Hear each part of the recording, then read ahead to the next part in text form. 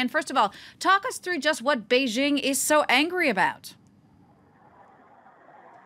Well, this past week has seen a stark reversal of the Trump administration's previous policy towards China. It kind of began last month when Trump sent out a tweet saying that Xi Jinping's and China's policy on North Korea, their efforts had not been successful, but at least Xi Jinping tried. And then over the past week, we saw several actions, certainly that were not to Beijing's pleasure.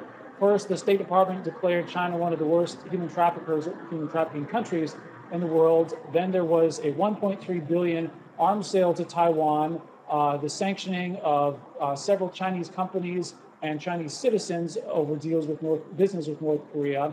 And then the U.S. Congress is even considering a bill that would allow U.S. warships to make port calls in Taiwan.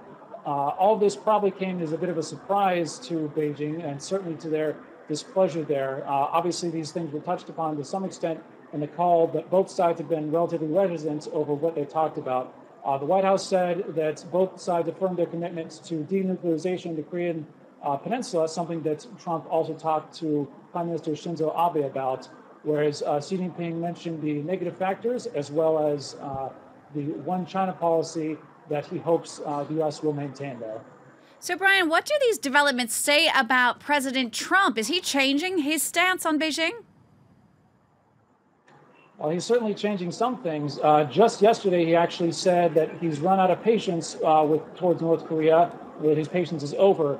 And many analysts in the media are suggesting that the Xi-Trump honeymoon may be over as well. After their meeting in April in Mar-a-Lago, the two seemed to get along well, and Trump seemed to take more deferential policies towards China, like not making a big deal about the various disputes in the South China Sea, in contrast to his predecessor, Obama. He was doing this in order to get concessions from Beijing on North Korea, but it does not seem that appeared to have worked out. And there may even be a feeling that this is going to happen, and that he's maybe had the wool pulled over his eyes by Xi Jinping. Regardless of what Trump is thinking, it's unclear if he means this as a form of policy change or if this is a negotiating tactic or what, but he's at least changed his tack, if not his course there.